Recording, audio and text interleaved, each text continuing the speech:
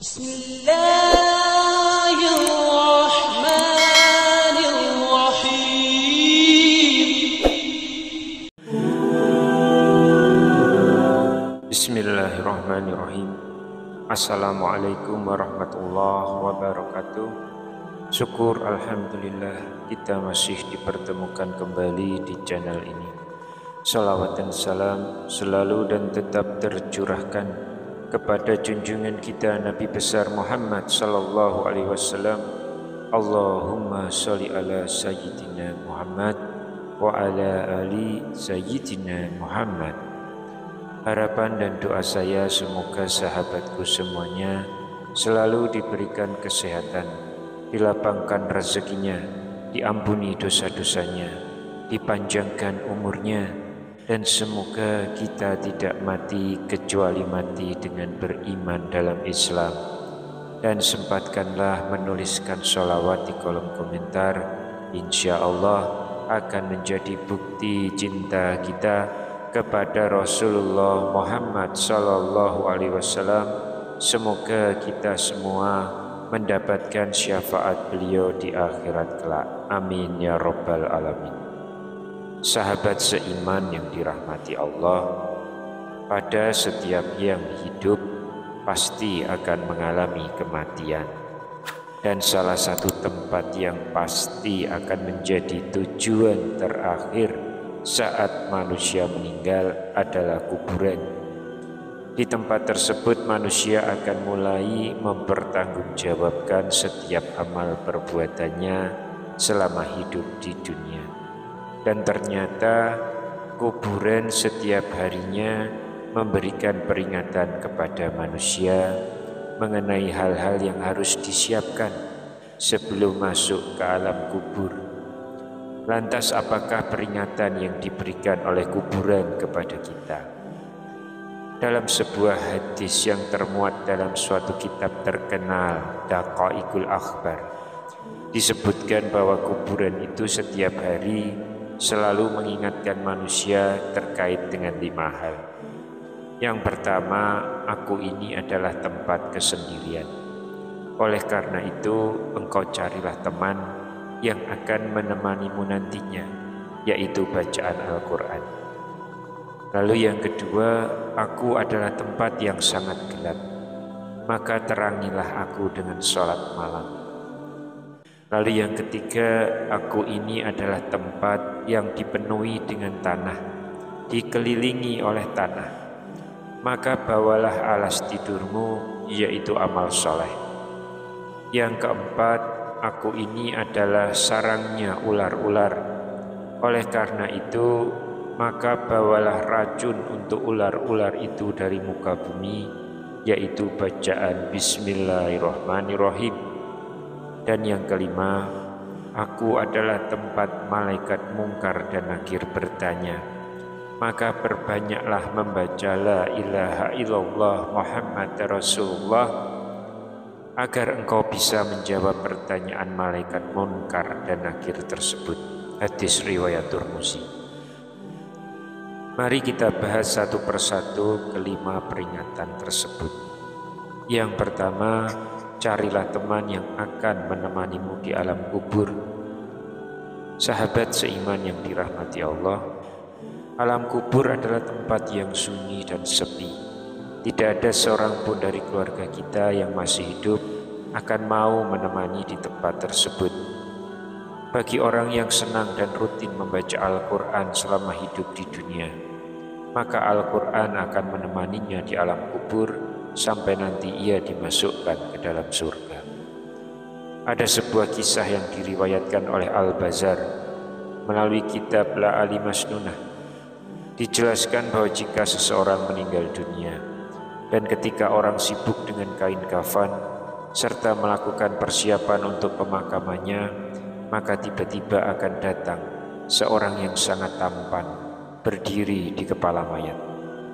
Ketika kain kafan mulai dikenakan padanya, ia berada di antara dada dan kain kafan.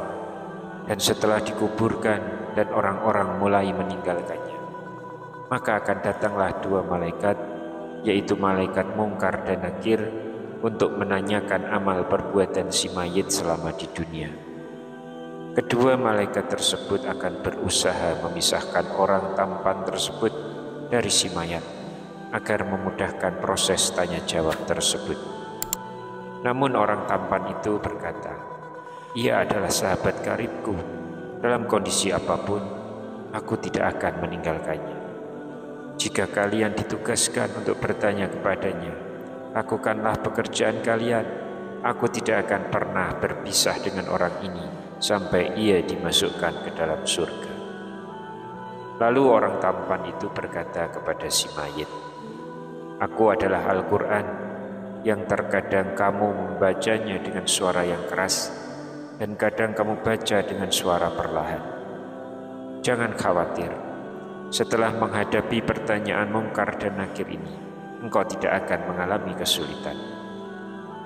Kemudian peringatan kuburan yang kedua adalah carilah penerang yang akan menerangimu di alam kubur.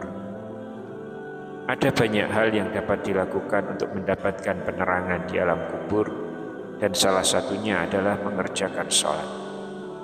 Hal ini sebagaimana dijelaskan dalam sebuah hadis, sholat adalah cahaya, sedekah adalah bukti nyata, sabar itu adalah sinar, dan Al-Quran adalah pembelamu atau penuntunmu. Hadis riwayat Muslim. Dalam sebuah hadis yang lain, Nabi Muhammad juga bersabda tentang kuburan seorang wanita berkulit hitam yang bertugas membersihkan masjid. Wanita tersebut meninggal, lalu beliau Shallallahu Alaihi Wasallam menyolatkannya di atas kuburnya. Setelah selesai sholat, beliau berkata, "Sungguh kuburan-kuburan ini penuh dengan kegelapan atas penghuninya, dan sungguh Allah Azza wa Jalla akan meneranginya untuk mereka dengan salatku di atas mereka." Hadis riwayat Muslim. Lalu peringatan yang ketiga, carilah alas tidurmu ketika di alam kubur. Amal soleh serta kebaikan-kebaikan yang dilakukan selama hidup di dunia nantinya akan menjadi alas tidur untuk mayit ketika di alam kubur. Dan salah satu amal soleh itu adalah membaca Al-Quran. Selain itu ia akan menjadi teman di alam kubur. Al-Quran juga menjadi alas tidur untuk mayit ketika ia di alam kubur, sebagaimana disampaikan oleh Al-Bazar dalam kitab Al-Ali Masnunah. Beliau menjelaskan bahwa kelak Al-Quran akan menghamparkan tempat tidur dan permadani sutra yang penuh dengan kasturi dari Mala'il A'la. Lalu peringatan keempat adalah, bawalah racun dari bumi untuk membunuh ular di dalam kubur. Bagi orang beriman, racun untuk membunuh ular di alam kubur adalah bacaan Bismillahirrahmanirrahim. Dengan membaca ini maka itu berarti seseorang telah menghambakan diri sepenuhnya kepada Allah Subhanahu wa Ta'ala. Ular penyiksa di alam kubur itu bernama ular tinnin. Dan kengerian serta sakitnya siksaan ular ini sebagaimana dijelaskan dalam sebuah hadis dari Abdullah bin Abi Mulaikah.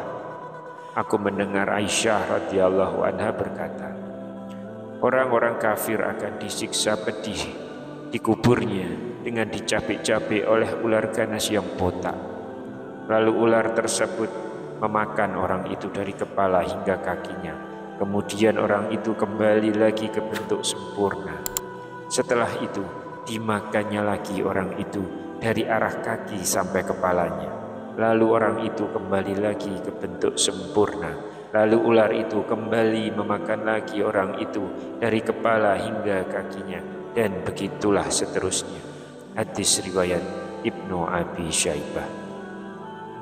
Lalu yang kelima, memperbanyak membaca kalimat tauhid.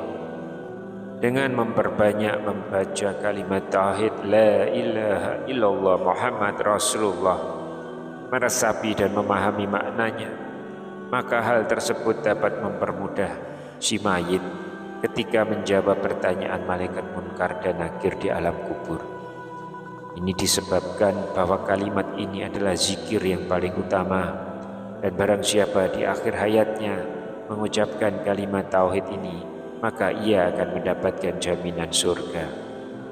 Hal ini sebagaimana dijelaskan dalam sebuah hadis dari Jabir bin Abdullah. Ia berkata, aku mendengar Rasulullah Shallallahu Alaihi Wasallam bersabda, zikir yang paling utama adalah la ilaha illallah dan doa yang paling utama adalah alhamdulillah. Hadis riwayat Tirmizi.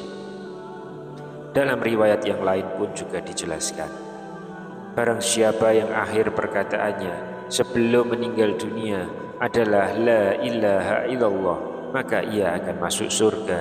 Hadis riwayat Abu Daud.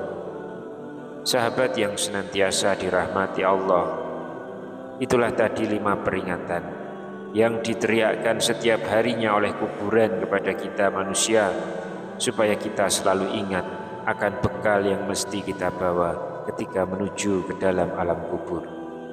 Namun kita memang tidak diperkenankan oleh Allah untuk mendengarkan secara langsung teriakan-teriakan dari peringatan-peringatan tersebut.